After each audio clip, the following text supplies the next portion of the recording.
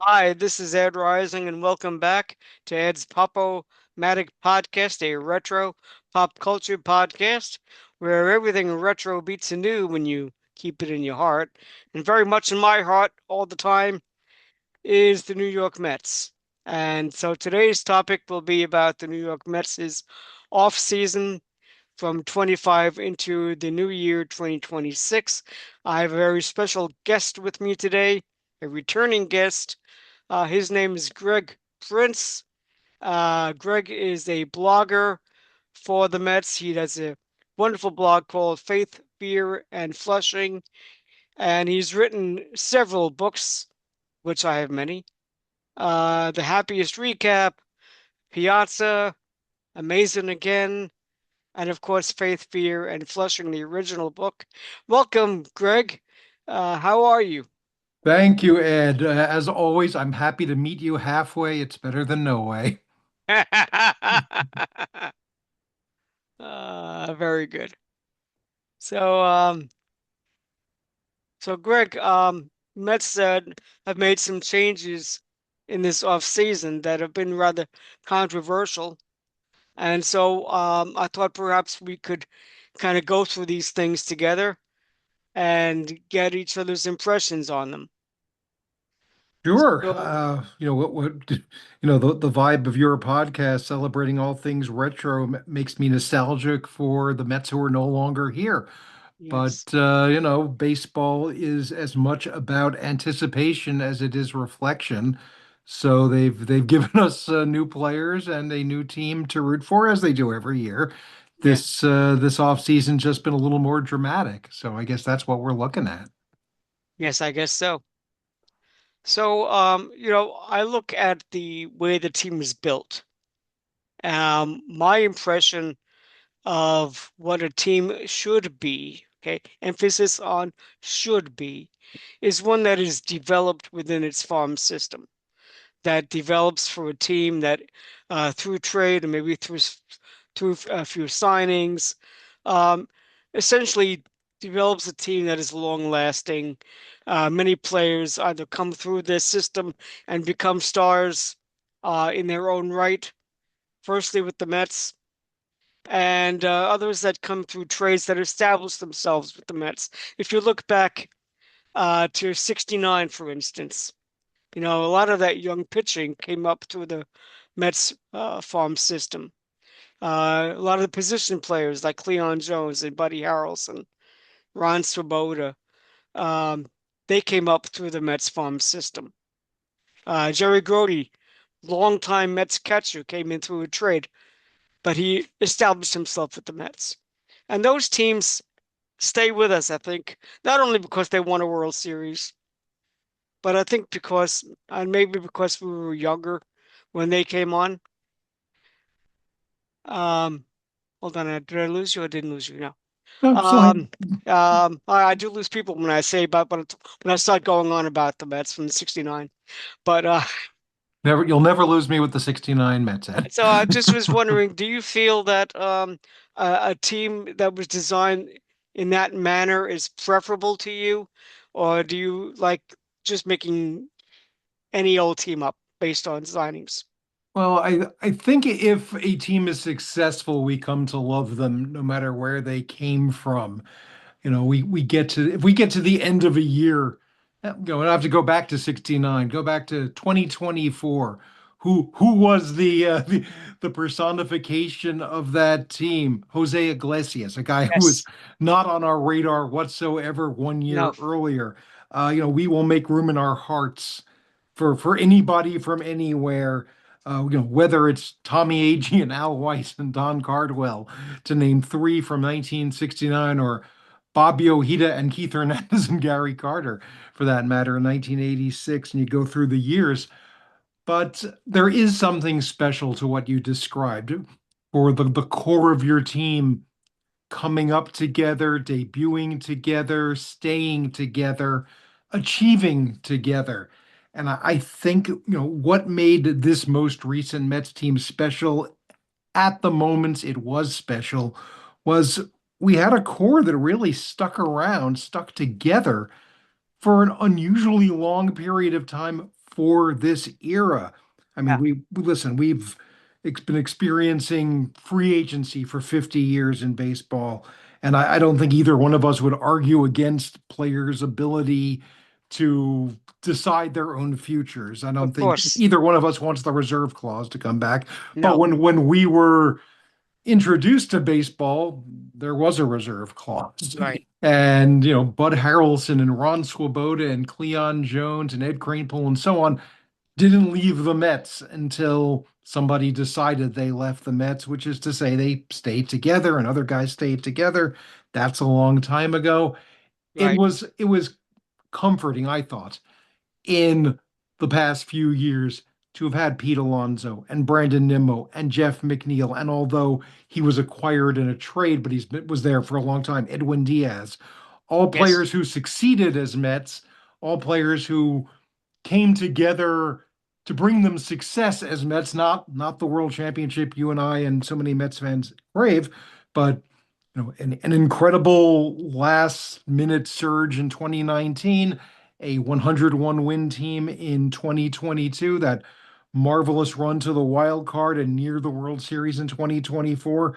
Obviously, other players were involved, and right. obviously there were some disappointments in that period as well, culminating in the way last year ended. So, at some point, the people running teams, in this case, David Stearns and his staff running the Mets, you know, have to make their own decisions. Is it a matter of augmenting this core, or is it a matter of dismantling, in so many words, this core, as well as the players who decide, certainly in Alonso and Diaz's case, do I want to stay here? Can I do better somewhere else in terms of a Right, deal? So, right. who's left on the sidelines? As always, it's the fans who have to That's a very decide. good point. Yeah, we We're have to left on the decide how we're. sidelines. Yeah, we have to decide how we're going to react to it. Right, And I think we have the short-term reaction, which is, oh my God, why isn't Pete Alonso here anymore? Why isn't Edwin Diaz here anymore? And so forth. And then there's the long-term reaction, which is we're Mets fans. Who's on the yeah, Mets? Okay, after a little bit of transition and some of the pain involved, who am I going to root for now? And this season, it's going to be a bunch of guys, quite frankly, who we never thought about before, except right. like in a distant, oh, that guy who plays for Toronto or Minnesota or whoever. But this is the evolution of a team when you're a fan. Sometimes it goes more slowly. This year, it seems to have gone very quickly. It's also the evolution of time. And like you said earlier, how the game is played in this era. And we have to be cognizant of the fact that you're not going to have team players that will spend 10 years or so with one organization. It's going to be 6 years, maybe 7 years, maybe a little bit longer, depending upon how contracts are arranged. I think that my frustration over this offseason has been is that unlike a lot of other fans that seem to be screaming about, oh my God, it's been 40 years since we won a World Series, that we've been close. We've had very competitive teams the last 5 or so years, especially since 2022 on down on to current. And with another hitter here, another starting pitcher or two there, a ball bouncing the right way here and there. I think that we would have lasted longer in the playoffs, in both 22 and 24, and even last year. Um, and whether that might have resulted in the World Series, I don't know. But I still think that made the Mets of this era much more successful than it is in wins and losses. If that Yeah, makes sense to you. it definitely does because listen, one team can win the World Series every year. And we've seen a lot of really good teams in the past 40 years, the part of the last 40 years that hasn't included us at the end of the season, have great runs, but not get what they now call the chip or the ring or the trophy, whatever you want to call it. So Yeah, and I think as Mets fans, we sort of understand that, a 1969 or a 1986 comes along once or twice in a lifetime, and we can cross our fingers and knock wood that we will see it something like that again. But I don't think we're settling when we say, I think to myself, I just want us to be a contender every year, a team Yeah, that finishes that I know is going to finish over 500, that is going to have an excellent chance at making the playoffs, and that if we can get that far, good things can happen. Maybe they won't happen, but we're in there every year. Um, we've had that, like I said, we've had that kind of an up and down trajectory since since the age of Pete Alonso and Edwin Diaz when they came along. It's like I said, some really exciting years, some promising years, and some years that fell flat for whatever reason. yeah, I would like to believe that whoever is on the going to be on the team in the years ahead, that one of the things this management will do is kind of straighten out that path where we're not just up one year, down the next, that they are bringing along the kinds of players who can become those guys who do stay here at least 6 or 7 years yeah. and do flourish together. And there are signs of that on the pitching end, a couple of position players. I think what we're looking at right now is a lot of short term. I don't want to say short term thinking because that sounds like a slam, but short term solutions for 2026, I suppose, because maybe there's just this feeling that, yeah, we went ahead and rid ourselves or let go of certain players. We had to replace them with quality players because this is New York and it's hard to just say we're rebuilding. So, like I said, I think we are in part of a transition here with the kinds of guys they've brought in. But there is a minor league system that has been building up for a few years, which is the sort of thing we usually tell ourselves when the major league team is terrible. That's the sort of thing we would look at in the late 70s and early 80s and say, just you wait until so and so comes along. Feels Right. like we're there again, but we're hopefully coming at it from a higher platform.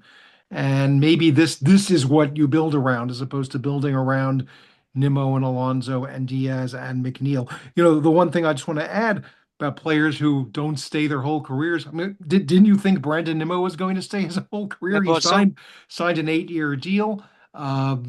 He himself had talked about aspiring to number nine, being up in the rafters someday, and it wasn't a crazy idea if in fact he had wound up with something like a 15 to 20-year career. But no, I don't know trade contract. But they asked, "Hey, do you mind if we trade you?" So, plans change, the people making decisions change. But you and I, between us, have literally rooted for more than 1,000 players. I mean, there's been 12. I think it's 1277. I may be off by one or two. The total number of Mets and the vast majority have come along since we became fans. So, we're used to a certain amount of revolving door action, let's Right. say, and then just, attrition and evolution, to use that word again. So, we root for the Mets and we'd like to know who the Mets are. And some winter's turning into spring. It's a little more difficult to get your hands on the scorecard so you can tell the players apart. And this is going to be one of those years. Right. And you mentioned the short term. In the short term, the Mets have made quite a few moves at the end of last year and going into this year. And it's that kind of thinking that, or at least the way that the results have been, as far as transactions are concerned, that worries me because I believe in planning for the long term as opposed to trading just for the moment. For instance, if you recall at the trading deadline last year, the Mets acquired Cedric Mullins to be a replacement in center field. And I think we got like four different relievers. Gregory Soto, Tyler Rogers, Ryan Helsley, and there might have been another one in that mix. And all of them involved trading um, prospects, or maybe had become suspects that used to be prospects, away for players that essentially were going to become free agents at the end of 2025, thus not giving us any protection going into the next season. So I'm just concerned about a lot of the deals that David Stearns, our president of operations slash general manager, seems to be making. He seems to be making a lot of 1 year deals for players since he came on board in 2024. Um, are you more familiar with him as a general manager since I think he was with the Brewers and he was with the Astros previously? Yeah. The Brewers, he was the guy running things, and it was impressive from a distance because who are the Milwaukee Brewers? And in terms of market size, they are perpetually a small market team, a striving team, and yet under David Stearns and since David Stearns, they have managed to remain viable in the playoffs most years, had the best record in the National League last year, got to Yeah, the NLCS, swept by the Dodgers, but that's a large club of teams that have been bested by the Dodgers. true. Stearns seemed like a great solution when Steve Cohn hired him because we had had so many different general managers in a short period of time, and nobody really seemed to have amassed, let's say, a consensus that this is somebody who's going to build the team. It felt like we were waiting for David Stearns to get out of his contract in Milwaukee. And he came here, and, I think every front office type, certainly those who fancy themselves as having a vision, kind of see themselves with the chance to build something to their specifications. Not necessarily from an egotist standpoint, but just this is the way I want to build things. And you're not coming into an expansion team. It's not Buck Showalter coming into Phoenix ahead of 1998 with a blank slate. So the team that Stearns inherits is a team built by others. Everybody had his fingerprints on it. And I think what we saw well, first, I think what we saw at the trade deadline, since you referenced it, was kind of taking one last shot at it from Stearns' standpoint, which was, you know what? If Ryan Helsley has one good outing that had been a bad outing, or one of the Yeah, other relievers, or if Cedric Mullins had one good week, maybe that's the difference in making the playoffs and not making the playoffs. Uh, right. it shouldn't have come down to that based on how well they started and how they went off the rails, but okay. And maybe in his mind, you know what? Some of these guys, like I'll just throw the name out there, Drew Gilbert, who, for we got from Houston at the trade deadline 2 years ago. Oh, he's this incredible prospect. Just wait for Drew Gilbert. Uh, well, maybe David Stearns and his people weren't that impressed by Drew Gilbert, and so let's get Tyler Rogers in here. We're not really going to miss this center field prospect. I think that was repeated over and over again. Whoever they traded to get the guys who you ticked off before. Yeah, Uh, Now it's his turn to say, okay, I've more or less cleared the decks. There are still some people left over, I suppose, who may have been drafted at the end of the Sandy Alderson era, or the bit somewhere in the middle of the Billy Epler era, or the two guys who were in between, who's uh, yeah, Porter and the other guy. No yeah. offense to them, I just don't remember everybody's name right now. Oh, yeah, yeah, So this is his chance to build what he thinks is going to be the long-term type of team. And he certainly hasn't gotten rid of everybody. I mean, the name I keep coming back to in my mind is Carson Benj. Not that I've ever seen him play, but I know he's the guy who they're positioning to have a real shot to be in the opening day lineup, not just the opening day roster. yeah. We We saw hear it. a lot about Carson Benj, and again, I wish that I knew more of the player, but and I don't want to see him being rushed into a position next year because we have struggled with our young players to truly establish themselves. We have a young catcher in Alvarez, who has got shown that he has power. He has shown that he has a good arm. He has shown that he's been able to uh, perform in New York in high situations. But at the same time, he's often injured and he's been inconsistent at bat, forcing him to even go back to AAA. uh, just this past season. So Brett Beatty has not really established himself at third base, but I think that that's where he belongs and that's where he was going to be. Um, I really was hoping that Mark Vientos would be able to take over the DH spot on an everyday basis, even though it kills me to see young players thrown into the DH role. But again, this is the way the game is played today. Uh, you play him at DH, okay, fine and dandy. And then you have now bringing in another outfielder to another spot in the lineup. This kid Benji, that puts essentially four players in your nine player lineup that are still relatively young players and trying to make their mark. That makes it more difficult for the Mets to be able to build a team around them that's going to score runs. Um, Yeah, I think it's been interesting. The three young players you mentioned, you turn around one day and they're not quite as young as you kind of think they are because you're so used to them having been to use Francisco Lindor's phrase, the baby Mets. If you remember, there was that brief spurt in the otherwise miserable 2023 season where Alvarez and Beatty and Vientos all had huge hits and they had a great homestand, the team did.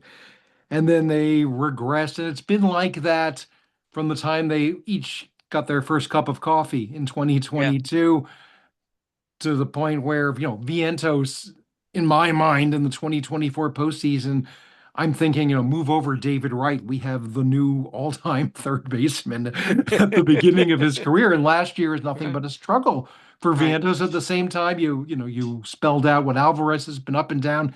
He was a lot better after he came back from the minor leagues. Beatty kind of quietly a revelation, maybe too quietly because he's not the third baseman at this moment, but he was, a professional hitter and, learned how to play second base along the way as well as third. So, it is almost a conundrum where you want to be able to lean on players, but you also want to be able to nurture players. And Benj is kind of just at the outset of that, where you don't know what the trajectory is going to be, other than you kind of sense it's going to have its ups and downs. I mean, the name that just popped into my head, uh, Lee Mazzilli, going into the Mets Hall of Fame this year. Yes. Lee Mazzilli comes up late in the 1976 season, has a couple of big home runs. He was the number one draft pick a few years earlier, and he's the starting center fielder on opening day. And if it wasn't opening day, he was the starting center fielder for that entire season to come. And, it was a slog for Mazzilli to become the kind of player we kind of warmly remember, which, wasn't a superstar, but he was a star to us. Yeah. And eventually he has a second act as, the pinch hitter deluxe on the 86 team and the years that come after. But I'm just saying that it's hard to throw a guy like who either has limited experience or no major league experience at the beginning of a season, but sometimes you just say, you know what, if in fact he has the kind of spring where Stearns and Mendoza and whoever else makes those decisions says, you know what, he's on his way, we're going to start working him into the lineup. That's what you want to see. Listen, like I said, I think we gave up on Drew Gilbert too quickly. We gave up on Pete Crow Armstrong in crazy short-term thinking a few years before. We gave up on Jared Kelnick. Didn't work out too badly for us, but at the time Oh, that was fun. it seemed kind of crazy. And we just gave up on Jet Williams to get Freddie Peralta for Yeah, one see, this is year. what I mean. Yeah. One, we have Williams that they've been screaming about is a high-end prospect. And they've been screaming about that he should be up this year and playing. And you have Mauricio that's been trying to get a spot for 100 years now, it seems, like since 2020, 21, I think, when he initially hit the mark as far as being one of our young players. Now you figure he's going to be a utility player with hardly any major league experience. And so it's very it is it's rather difficult to seeing how these young players are going to be uh, filtered into into uh, the new roster. So I wanted to mention a few things to you, just get your impressions on some of the decisions that were made. For instance, Edwin Diaz. Okay, now Edwin Diaz chose to sign with the Dodgers. He got a 3-year contract at $60 million. And as much as I can't stand all the money, for the moment, let's look at it as monopoly money. Uh, we have a team owner in Steve Cohen and Alex Cohen that supposedly are making their own money. There is no shortage of money, and there should be no real issue with finding the resources to be able to pay players. That's what we were sold when Steve Cohen took over from the Wilpons. So my thought process is that how is it that we could lose a guy that's been a stable closer for the Mets? Certainly, he's had a couple of down issues here and there. To to lose him to the Dodgers, and then essentially being replaced by the guy who gave up the home run to Pete Alonso to um, for the Mets to win the NLDS and for that particular pitcher to lose. How could that possibly happen?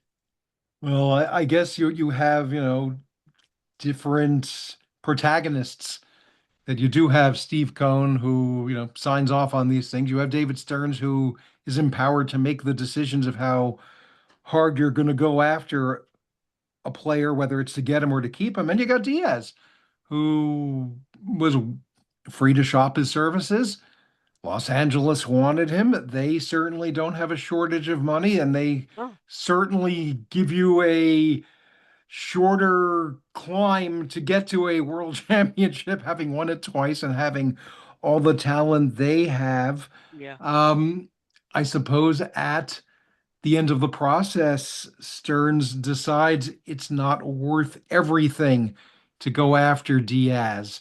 And Cohn decides I'm not going to interfere every step of the way. And Diaz, I don't like to admit it, but there is a piece of both Diaz and Alonso deciding, you know what, I may have loved being on the Mets and I may have been sincere in all the things I said all these years. If Diaz wanted to be a Met that badly, he would have found a way. If Alonso wanted to be a Met that badly, he would have found a way, or a way would have been found. At the end of the process, I think, it wasn't necessarily priority one for either of those guys, and I guess it wasn't necessarily priority one for Stearns to say we've got to clamp down on the bullpen and keep Diaz here. And as far as Devin Williams is concerned, he knows Devin Williams. After a while, they're going to run out of players he had in Milwaukee for him to go get. It feels like, it's I was listening to a discussion about, and this may feel like it's off topic, but trust me, I'll get you back there. um, a discussion about Tony Romo as a football analyst and how great he was when he first started doing it on CBS, and how it seems he's lost a step and his analysis isn't as sharp.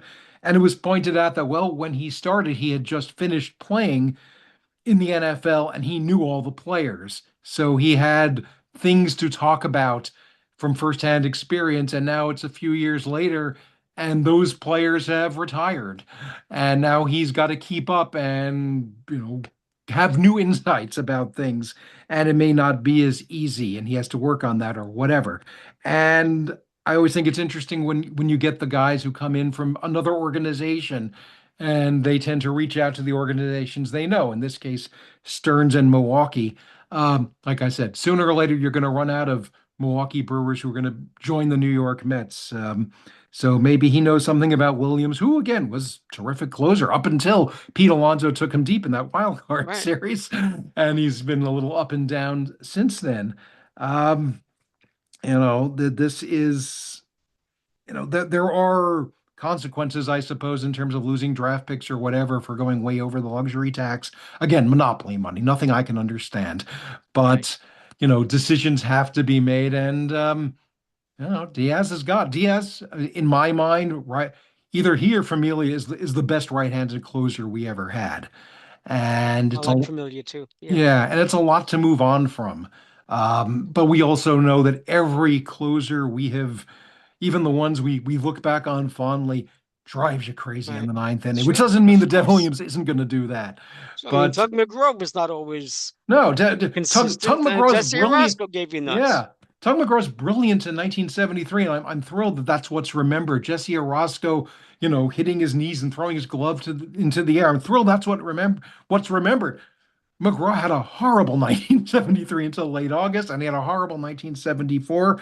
Right. Orozco was, he was Messi Fiasco before he was Jesse Orozco.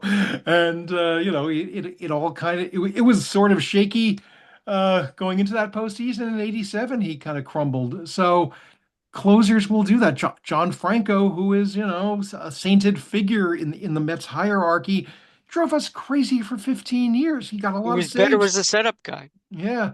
So and Armando Benitez, who Lolitas. I think I think he gets a little bit of a bad rap, but there's a reason for it because yes, the 40 saves that he got in the course of the season, you forget about in the World Series when he's walking Paul O'Neill or whatever. Every closer is like Edwin Or Diaz was. facing blood, or facing Brian Jordan. Yeah, oh God. So, Edwin Diaz had the capability of taking us right to the edge and pulling us back, and once in a Yeah. while not pulling us back, but the next day you had confidence in him. And Yeah. that's a big deal when you're talking about a closer. But you also don't know at what point that begins to evaporate. And Right. now I'm trying to rationalize it more than I'm saying, yeah, better a year too soon than a year later. I would have kept Diaz. I wasn't looking to get rid of any of these guys, but it's just it's what's happened. I don't know how much confidence I'm going to have in Devin Williams until I see him actually doing the job. Well, the thing is, they did build a pretty decent bullpen. I mean, you have Devin Williams, you have Luke Weaver, okay? You have Luis Garcia, who I think has been pretty good over the years. This other guy, Tobias Myers, they keep saying he's supposed to be a good reliever. Reed Garrett will be back at some point. He signed a new contract. And I was like Tim, although he struggled horribly last year. And then you got my friend Bob Braziban, who Hmm. managed to eat a lot of innings for the Mets, no matter whether it was uh, a short or long relief. So I think the bullpen actually will be stronger because they were forced to bring in Weaver as well as as Williams, with losing Diaz. So it'll be interesting. It'll be heart attack city, but Yeah. we'll deal with it, you You know? know, you know what I'd like to see out of the bullpen without naming any names is I'd like to see some stability out there. I'd like to not be counting on three or four spots constantly being a matter of optioning to Syracuse, bringing up from Syracuse, somebody has one or two good games, or maybe even one or two not so good games, and they're gone, Yeah. and the other guy is back, and this guy is designated for assignment, and then we're running through 10 Dicky Love ladies, no offense to him. Or oh God, there were so The many of them saga last continues. year. He just got deactivated again.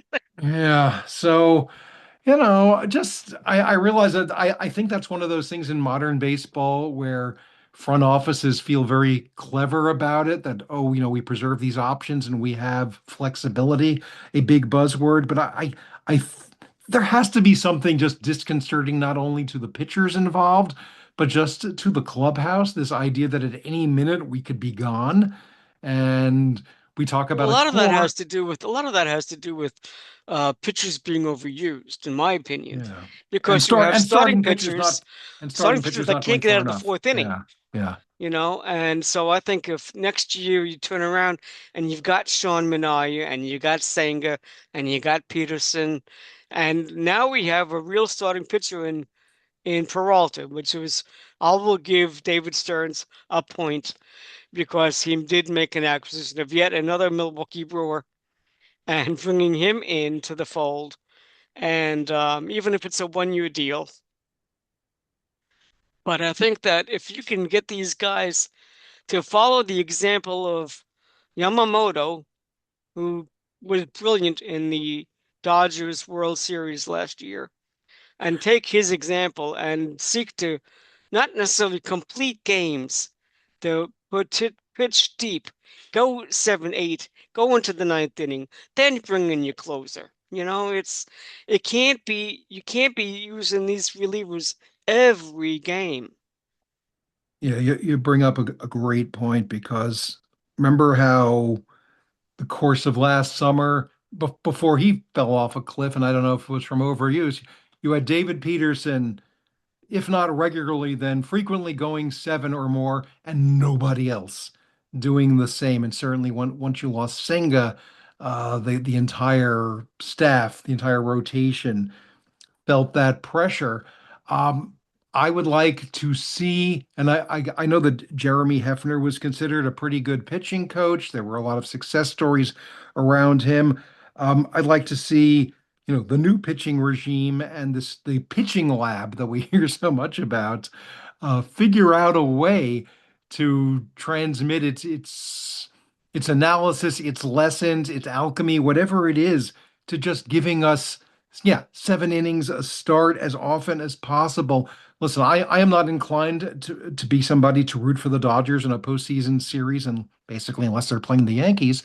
And yet, once I saw what Yamamoto was doing and that Dave Roberts was leaving him in, I won't say I was rooting for the Dodgers, as the NLCS became the World Series, but I couldn't totally disdain them because hey, look, it's This is baseball that baseball, looks like baseball for the right? first time in ages. And there was, if not, if it wasn't something to root for, it was something to admire. And I hope a lot of teams, I suppose I should only hope the Mets, but I would hope a lot of teams were taking a lesson from what it's like when you can get a pitcher, just go out there and do what starting pitchers had done as a matter of course until about what, 10, 15, maybe 20 years ago at the outset. I remember in the 2015 World Series being surprised that Terry Collins took Steven Matz out of a game like in the fifth inning. Well, now he's not going to be eligible for the win, a game the Mets went on to lose.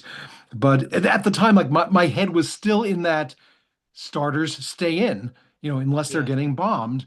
And what I didn't realize was that we were on the cusp at that point of an era where no, starters are not going to be staying in. I mean, we were already long past the age of complete games as kind of de facto what you expected, but you at least expected, 3 times through the order. And then somehow that became, I think this is one of those things where baseball became a little too smart for itself, that they had data showing, oh, you know what, on the third time through the order, they're easier to hit. My God. Well, Yes. It's figure, over. yeah, well, you know what? Figure that out.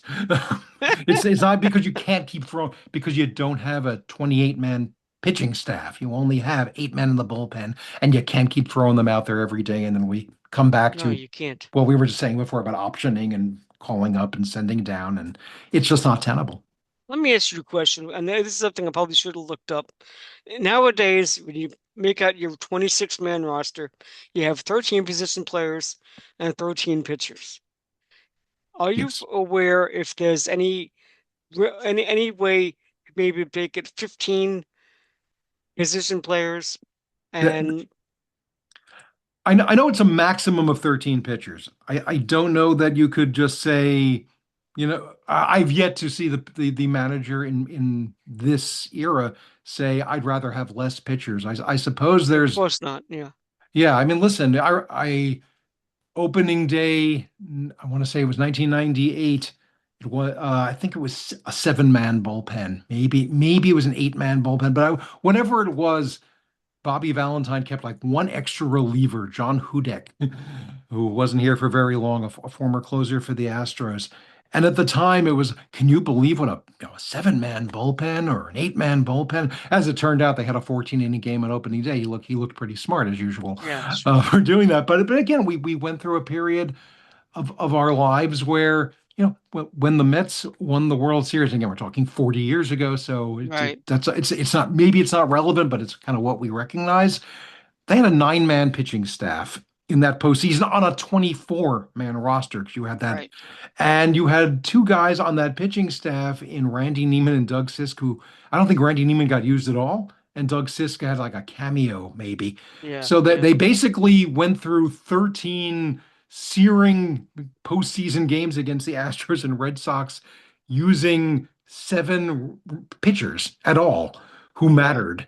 Um, it has been done, and I want to say it can be done. But listen, even the Dodgers, even throwing Yamamoto out there. I mean, hey, who was they used every starter in relief in Game 7, so it is a somewhat different game. Hey, I'd love to see more flexibility on the bench.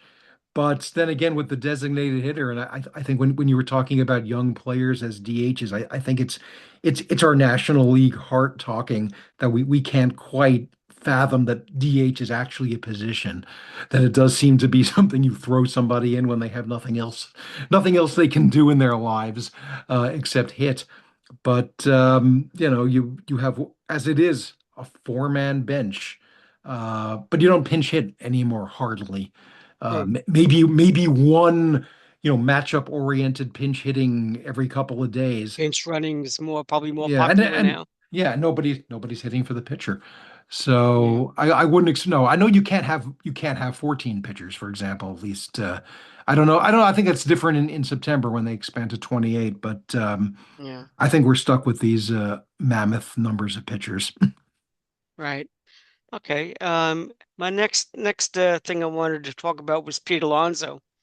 Again, when Steve Cohen and Alex Cohen, his wife, purchased the team, um, one of the things that we were sold by is that Steve Cohen is a Mets fan, and and being a fan and being the owner, he had a great respect for the traditions of the Mets, the history. And we also kind of figured that with a guy like that who was so financially successful, that we wouldn't be in a position of losing franchise type players in the middle of their careers, strictly because of they didn't want to pay them, or maybe if there was a situation like M. Donald Grant, who was an egotistical blankety blank, um, and um, and construed something to alienate Tom Seaver and have him traded away. Didn't think that was going to happen, and they made it very difficult for Pete Alonso to sign a new contract going into 25. And and this offseason, what upsets me more than anything else is you talk about the communication with David Stearns. According to reports, they never offered him a contract. Yeah, I don't think David Stearns, going back to my point about I want to build my kind of team, ever really saw Pete Alonso as that kind of a building block for the future. I was relieved as much as delighted when he came back for 2025. I did not want to see him fall short of Darrell's record for most home runs. It just galled me that the greatest home run hitter we had ever had was possibly going to fall short of that milestone. And not that I didn't adore Darryl Strawberry being the record holder, but it was 252 home runs. It was time for somebody to hit a 253rd, and it didn't feel like we were ever going to have somebody get that close that easily again. And got the record. And it was a great moment for the franchise, for the fans, the people who care about these things. And Pete had a fantastic season this He year. did. Not just hitting home runs. Because he didn't have that fantastic a season in 2024. Otherwise, he might have had some offers. He came through in the postseason, and that's the top line of his Met biography, along with the home run record, and we're grateful for that. But I guess the yes, I get the feeling that if you left everything to Cohn's, however much of a fan he is to those types of impulses, everybody would still be here who's ever played for the Mets since he came along because he tried to re-sign Steven Matz after he had been traded away. He tried to keep Javi Baez. There had been talk of keeping. I don't know how. I don't know about Marcus Stroman. I'm just throwing out names here. He always seems to cotton to his players, but he has somebody to manage that. And from what I understand Yeah. about, Cohn's business orientation is, hire the right people and let them do their job. And now and then, as with a Juan Soto, get really involved to get him here. So I think if in fact Steve Cohn and Alex Cohn, you keep using both their names, and I appreciate that because I think she's kind of a part of the whole, not just in name, but part of what the Mets have been doing these last 6 years. Um, I think whatever the Cohn's inclination to keep a well-loved player here, a superstar player, a Mets superstar player here for the rest of his career.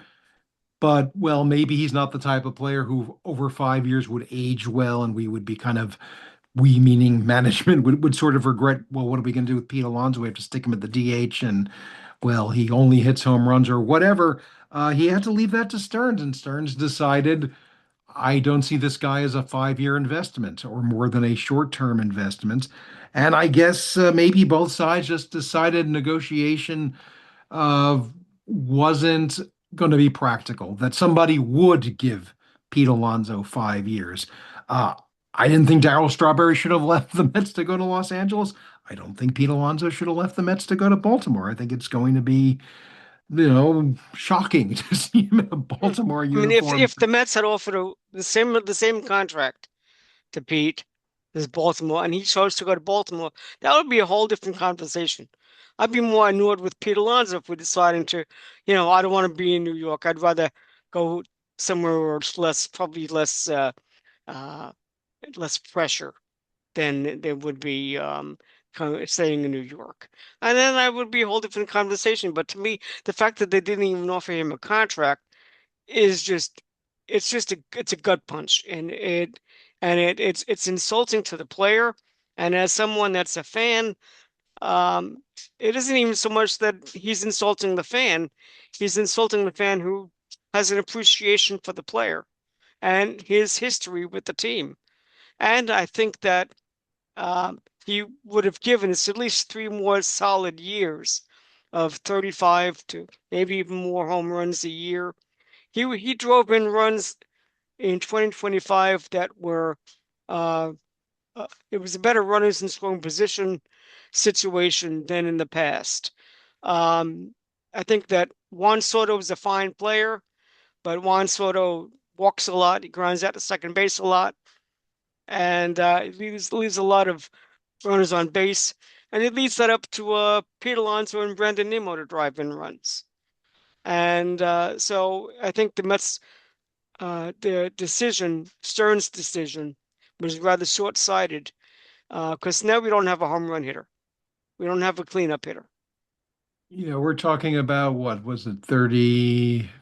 Let's see, he ended up with two, so what, 38 home runs last year, Yeah, 126 RBIs, I believe. right. That's a lot to replace, and a guy who's in the lineup every single day That's right. for two consecutive seasons, plus however much of the previous season, going back to whatever game he might have missed. So you're missing the constant. You're missing, I know he is not Keith Hernandez as a first baseman, but he is a first baseman and he has skills at first base that are not necessarily transferable to a guy who has never played first base before in the case of Jorge Polanco. And I admit I don't know much about Jorge Polanco other than, he comes highly recommended from the American League, but he's not a first baseman and they're going to stick him at first base, it Right. appears. Um, and then, yeah, you throw in it's a dirty word, but the sentimental value of having the guy who, at this point, never mind people of our vintage, a generation has grown up with Pete Alonso as their favorite Met. Right. And if they haven't, and those who haven't grown up with Pete Alonso, they're probably some who grew up with Brandon Nimmo or Edwin Diaz or even Jeff McNeil, one of their favorites. And I know you can't keep everybody forever, but this Right. is Pete Alonso we're talking about. And yeah, I think maybe even if it had been sort of for show to say, here's, 4 years for X million dollars. It doesn't have to be a Ryan Howard type contract where at the very end, Ryan Howard was basically, unfrozen caveman first baseman and couldn't move around, in Philadelphia. But Pete Alonso at the top of his game again, unless it's one of those, well, better a year sooner than a year later. And I've got, Stearns being the I in this case, I've got a vision and Pete Alonso's not a part of it. It's hard to see. And again, that brings us back to the transition year at hand that we're gonna get by with Polanco playing a new position and Bo Bichette playing a new position and Luis Robert coming off of a couple of bad years because they all have skills and they're all teachable. And we here at the New York Mets are brilliant and we will know how to get the best out of them. Yes, and Boris being Alonso's agent. The interesting thing that I have as an idea for a contract would have been give him a 5-year contract, give him opt out, his own opt out after 3 years. I wouldn't do it after 1 year, for God's sakes. Give me 3 years in the Mets ballpark. Then you know you're gonna get production out of him. Then if Boras is still his agent 3 years later and he has an opt out, then he can try to go somewhere else and try to make another big contract if he can. Um, and then if he opts back in, then we have 2 more years of him. I think that probably would have been a fair deal and the same money as what Baltimore offered him. It just bothers me that, and as many Mets fans are of recent vintage, as you mentioned, their Pete Alonso is my Tom Seaver. And so, when Seaver was traded, it was devastating, right? And same for you, I Mm. think. Oh yeah. And and Pete Alonso, maybe in today's free agent world, maybe not quite as devastating, more disappointment, but it still hurts. Um, I don't think that he was that bad a defensive first baseman. I think there are a couple of plays here and there that happened. I got a friend of mine I talked to that constantly refers to Senga getting injured once or twice, trying to cover first base with him. But maybe that's just Senga. Who knows? Maybe that's just his gamesmanship or his uh, problem. But I don't. I think he saved a lot of errors with his stretching and saving a lot of bad throws in the infield. I think he did a great job, and it's just a shame to lose him. But like you said, we have to move on. And one of the things I would have liked to have seen the Mets do is to re-sign Alonso for something like I just described, or even shorter, whatever, depending upon what could have worked. And you could have still had Bichette at third base. You still could have had Lindor, Soto, Bichette, and then Alonso in the cleanup spot. And that would have been a much better lineup. And you would not, I would have passed on Polanco. Polanco, fine and dandy. He doesn't do anything for me. I think that would have been a better team. Then you'd have Robert hopefully can provide some solid defense in center field. And Semien, who I'm also not too thrilled about. Older player, sort of on the way down, but maybe still a good glove at second base. You know, I hated losing Nimmo, and another player that I like very much, and like you said, is another player from this generation that fandom that loves the Mets. And how do you feel about the Nimmo trade? Yeah, that was a stunner to me because I guess there had been a little bit of buzz about it as the offseason gathered steam, but there was the no trade clause in his contract, an 8-year deal signed after 2022. So I figure he's here until 2030. Yeah, And I could see that, defensively injuries were probably catching up with him to a certain degree. Still made a lot of great plays, not as swift as he was when he was younger. Who among us is? But I guess what really got me, and probably even more than with Alonso, is I think Nimmo really, really, LFGM notwithstanding, really felt the Mets thing in a way yeah, few players do, especially you have certain Mets who grew up in New York as Mets fans, and they totally, totally get it. Nimmo's from Wyoming, but he totally, totally got it. Yeah, he And did. and I think back to the closing weeks of 2024 when the Mets had been playing the Nationals in a series that wasn't all that heavily attended in the middle of the week as they're making their move. And Philadelphia is coming in for the weekend. And during the immediate post-game interview with Steve Gelbs, Nimmo is talking directly to the fans like, hey, this is playoff baseball. This is what you guys want. We need you out here. This is going to be a huge weekend. And they end up basically selling out the series. I don't know that it's all because Brandon Nimmo uh, told the fans, call 507-TIXX or however one would do it these days.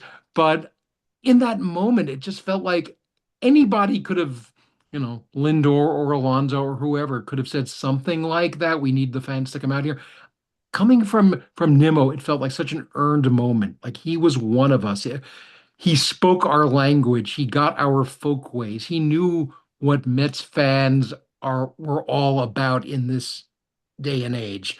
I don't know that Right. he would have passed a trivia quiz about Choo Choo Coleman, Elio Chacon, and all of that, but he was the to me like the soul of this franchise. True. And And to you know what? some, I think it could have been a DH going forward. And if we got a better defensive outfielder.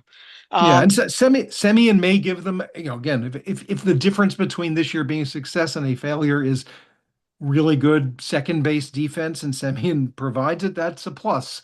And I hope it happens, and I hope he finds his bat right. again. But to just kind of take what Brandon Nimmo was, and again, I think Stearns kind of saw him as sort of somebody clogging the system to keep the Carson Benjes, and I don't know where Jet Williams stood at that point. Um, from finding a place in the outfield, and suddenly you have, one less corner outfield spot that isn't spoken for because obviously Soto is going to be in the corner in right where or perhaps in left, but that's where he's going to be for years. Again, it's one of those things like I get it, but geez, did you have to trade Brandon Nimmo, the guy who just Yeah. was to me in this era, not to overstate the case, but to me he kind of was the Mets. Yeah. And yeah, and he's a guy who somebody wrote. I can't remember the author's name is on the tip of my tongue, and I'm not going to try to get it. But somebody wrote an article for MLB.com just in 2024 about Brandon Nimmo has had this unique career in which he has accomplished all of these markers statistically, as well as his longevity at the time, and yet had never been an all-star, had never got a Rookie of the Year vote, never got an MVP vote, never showed up for Silver Sluggers or Gold Gloves. But we treated him as if he was a superstar because he was Ed Kranepool is not the best comparison here historically, but there was something. Ed Kranepool to us as Mets fans was something different than he would have been had he just gone off and played somewhere else. He would have just been some Mhm. guy. To us, I think Brandon Nimmo, who is a better player than Ed Kranepool, um, was all the star we needed him to be. Yeah. And it's tough to just kind of, I was in the midst of cooking on a Sunday evening and I looked at my phone and, well, goodbye to Brandon Nimmo. Here comes Marcus Semien. I'm like, what? I mean, again, hadn't heard this trade being rumored, didn't know where people were talking about him possibly going. And even, when I'd seen, well, the Mets are, letting it be known that Brandon Nimmo may be available. I was like, yeah, sure, but now he's gone. So that one, in a way, that man, I just want to give Jeff McNeil his due briefly because I knew he was True. gone because you know he just sort of, peaked. He's the kind of guy who I think if the Mets had gotten, they said, oh, we got a Jeff McNeil type. Any other team would say, great, guy who can play every position. He gets big hits now and then. I think to me, he was kind of the last straw of that part of the postseason, excuse me, the off season because, barely recovered from the idea that Diaz and Alonso had gone on back-to-back days on the heels of Nimmo, and suddenly Jeff McNeil, who'd been here his entire career, who'd never been anything but a Met, and again, had won a batting title, went to All-Star games, got big hits, Right. played in the postseason, all that stuff, and suddenly he's gone. He's one of Um, my favorite players. yeah, Plus, I liked so his gritty way about him. I used to always get him mixed up with Backman. I used to always, every time I would talk about McNeil, I'd be saying Backman, Backman. I mean McNeil, because they had that same kind of yeah, gritty way about them. But I loved McNeil. He was one of my favorite players. I liked the fact that he would play anything for the Mets. He played center field last year yeah. for a short spell. He played a decent center field. He played in the outfield. He played, uh, all over the infield. Yeah, Um, at some point in his career, he played everything but pitcher and catcher. And yeah, I think they made a reference on one of the broadcasts last year to he was kind of pestering Mendoza for the chance to someday catch just because he wanted to try everything. So I mean, again, I know they had lots of middle infielders and they had the kind of a glut of up and comers, and yeah, his days were numbered, but it's just one of yeah, those guys you just again it was nice for 7 or so years to know who was on the team yes, every year, which just felt unusual even compared to a year like 2015. There were a few guys like that, but for the most part it's guys coming and going, and that's what it is most years. And here yeah. we'd settled in with about 7 or 8 guys who we could count on, and suddenly half of them are gone in a veritable blink. And even the younger player that is gone now, I was looking forward to seeing Luis Angel Acuna play for the Mets. And I Uh, was really hoping that he would become the incumbent second baseman. yeah, McNeil could kind of tutor him to be the new second baseman. And then we would have youth. You'd have a younger, you'd be really building a younger team. And I thought that uh, would have been nice to see that happen for the Mets. But he was a heck of a second baseman in his brief audition, sort of like what you were saying about Mauricio before. Mauricio got a shot and then he didn't. I'll tell you what about Acuna. He did not set, but he tied perhaps one of the more obscure Met records last year. yeah. Pinch ran 23 times, tying the highest for any Met in a single season.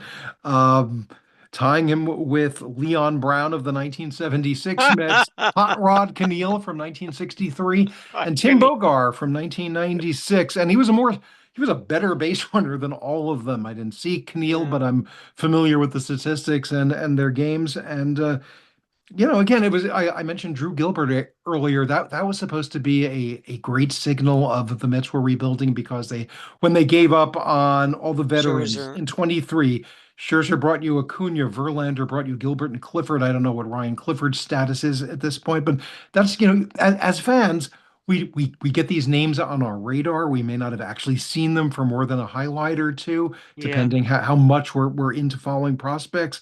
But yeah, yeah, you lean forward in anticipation. Suddenly, those guys, if they got a chance, their chance was limited, and if they didn't get a chance, they're going to get it somewhere else. And again, it may turn out that hey, it was great that we got Luis Robert Jr. and he was a great center fielder for the Mets, and Acuna never amounted to much. But I'd like to think, ideally everybody wins in a trade, and I hope Acuna has a great career as long as it's not with his brother in Atlanta and coming back to haunt us. But you look forward to those guys, and that's that's the augmentation of the core that felt like it was happening these last couple of years, and now that's sort of never mind. We're in a new direction.